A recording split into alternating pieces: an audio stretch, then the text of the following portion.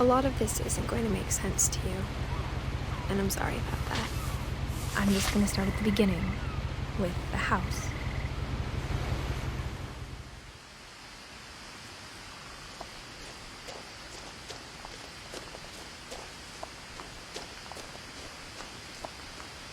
I lived here until I was 11, but I wasn't allowed inside half the rooms.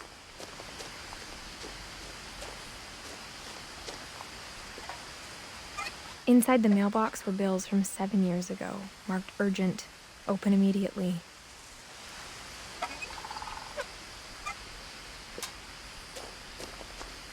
I hadn't been back since my brother Lewis's funeral.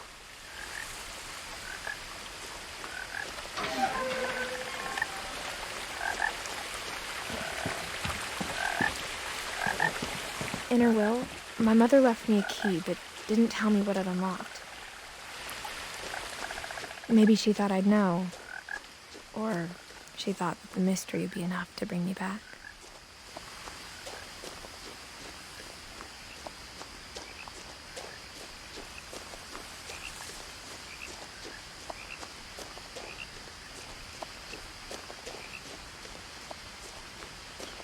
No one had driven this way in a long time, but I saw a few hoof prints.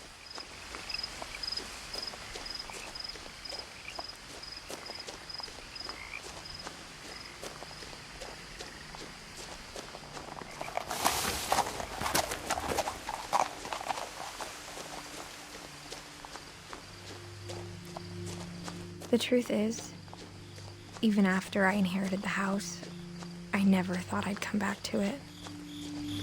But now I had questions about my family that only the house knew the answers to. The house was exactly like I remembered it, the way I'd been dreaming about it.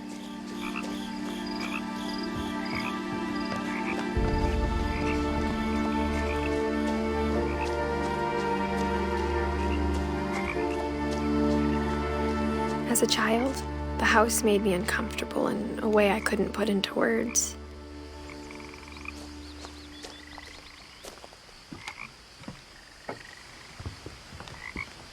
Now, as a 17-year-old, I knew exactly what those words were. I was afraid of the house.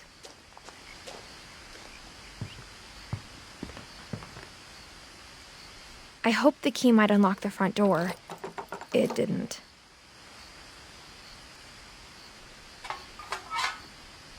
Looking in, I felt like the house itself had been waiting for me.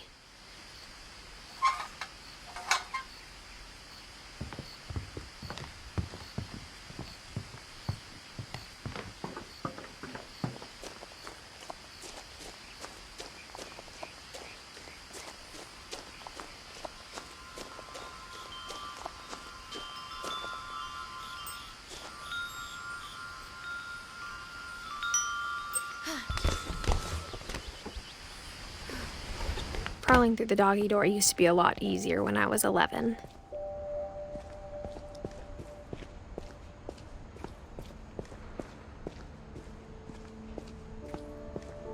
For the first time in years, I felt like I was home.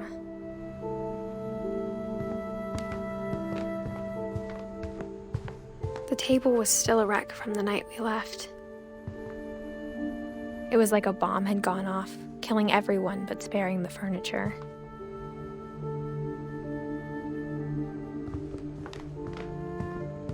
Nothing in the house looked abnormal.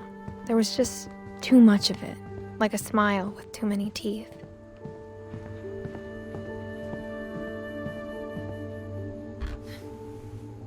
Edie told me once that every Finch who ever lived is buried somewhere in the library.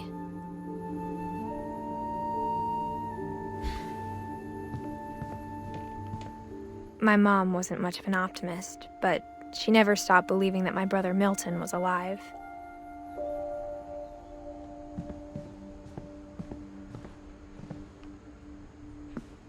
After Milton disappeared, Mom sealed up all the bedrooms. Then Edie retaliated and drilled peepholes.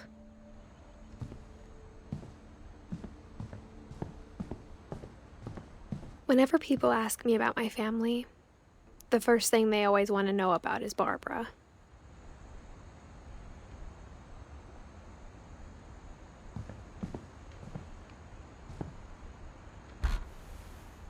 Barbara was a child star for 2 years, until America grew out of it.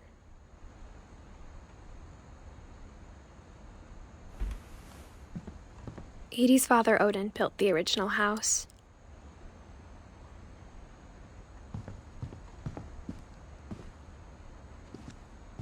Mom must have locked the third floor stairs on the night we left.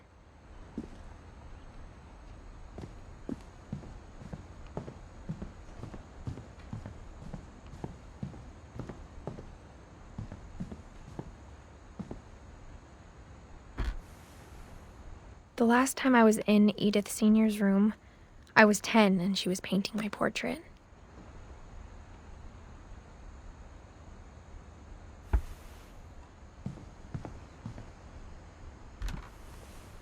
As a kid, I just assumed every house had peepholes and sealed rooms you weren't allowed inside of.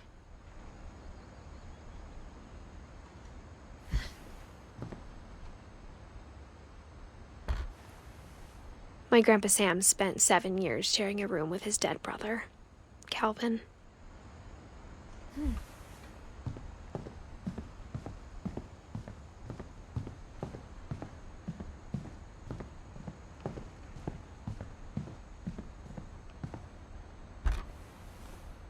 Molly always seemed like a girl I could imagine being friends with, if she hadn't died in 1947.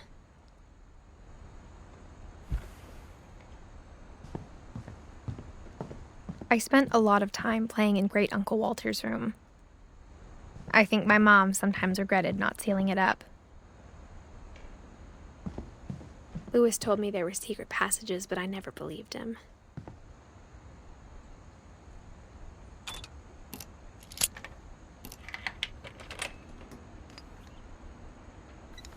Turns out, my mom was really good at keeping secrets. Now it was time to find out what my mom had been afraid of.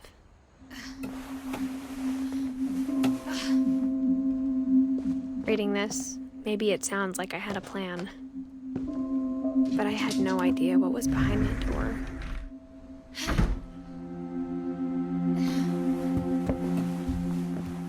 Just like I had no idea where all this was gonna lead.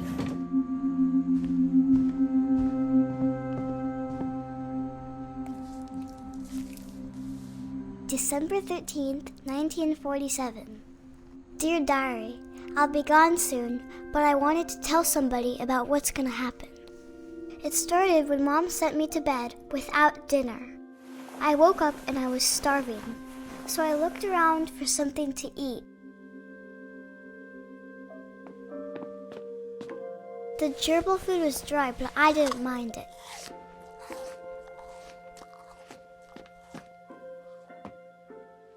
My Halloween candy was all gone.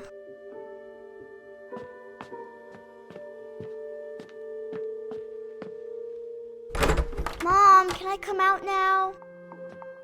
Sweetheart, it's late. Go to sleep.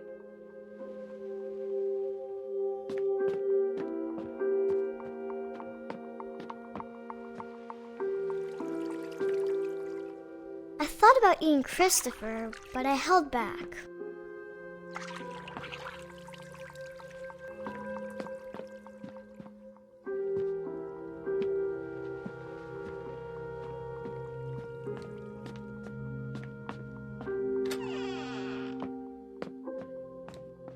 I kept eating and eating.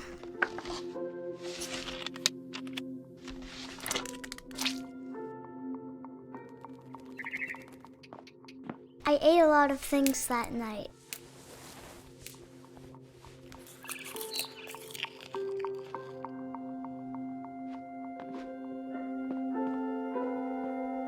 Then I heard chirping outside my window. It was a barn swallow going back to her nest. I reached out for her.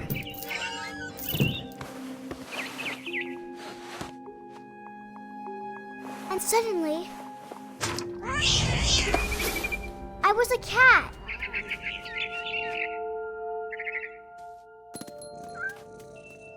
I tried to be quiet, but the bird was really scared.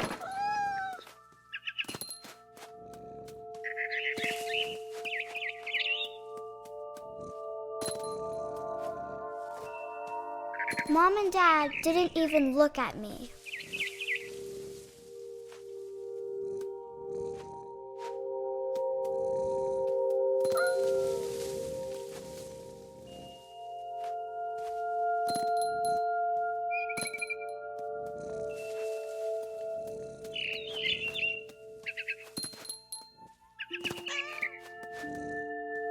I jumped and I almost got her.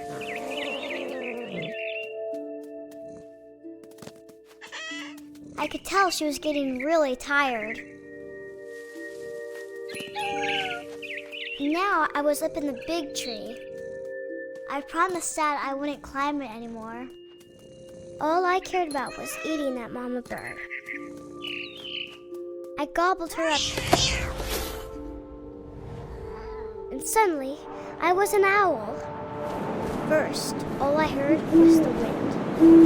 Then I heard little teeth nibbling in the grass.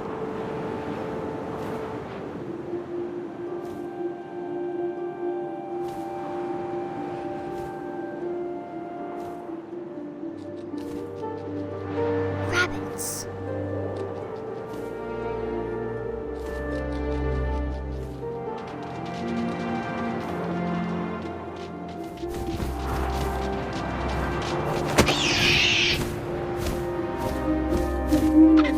I imagined his face looking up and seeing mine through my talons. I swallowed him up, and I didn't chew one bit. Then I flew off to find something bigger.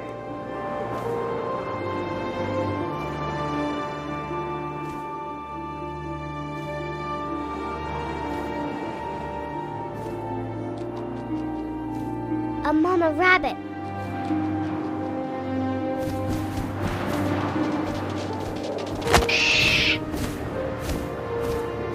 She was almost too big to carry. I started choking, but I couldn't stop eating. And suddenly, I was a shark.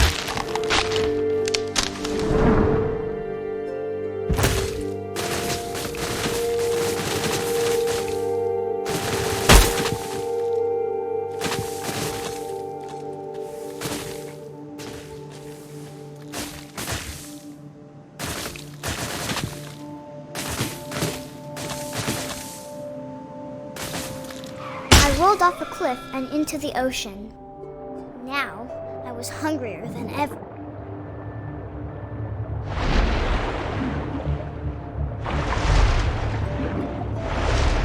I wanted fat, juicy seals.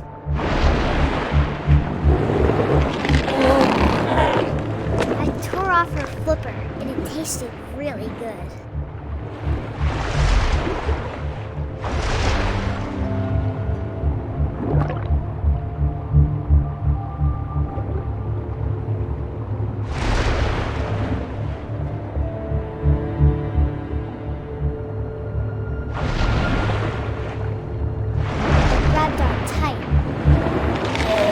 So hungry, I jumped out of the water. When I opened my eyes, everything had changed.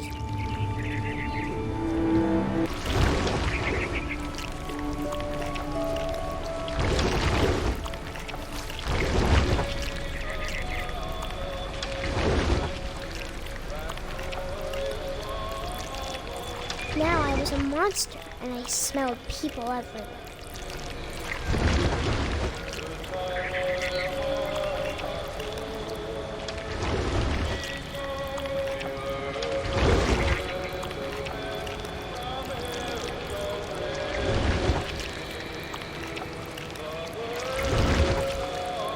I was big, but I moved real quiet.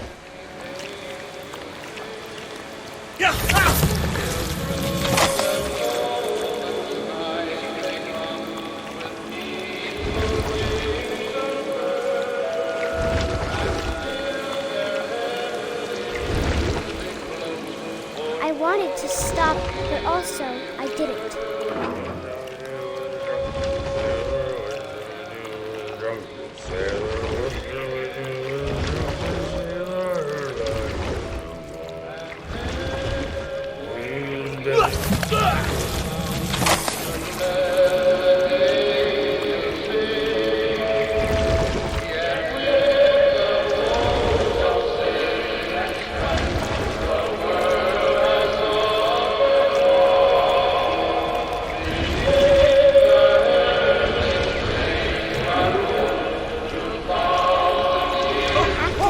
Passenger, I was still hungry. And across the water, I smelled something new. Something I had to have, so I swam towards it.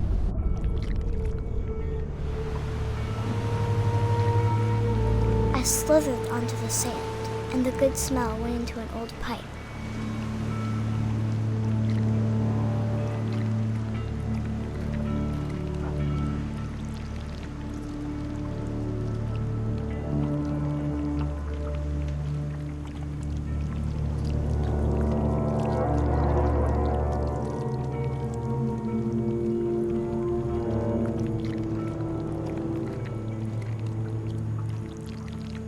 I got closer and closer.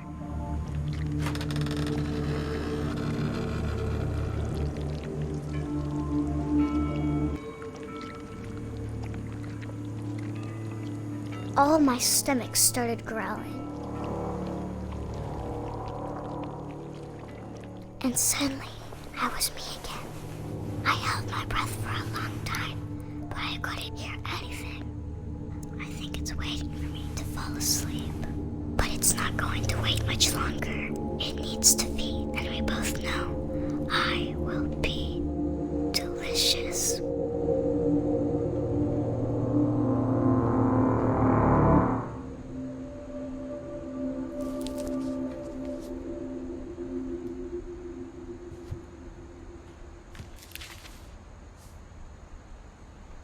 I'm not sure if I believed all of that, but I'm sure Edie would have.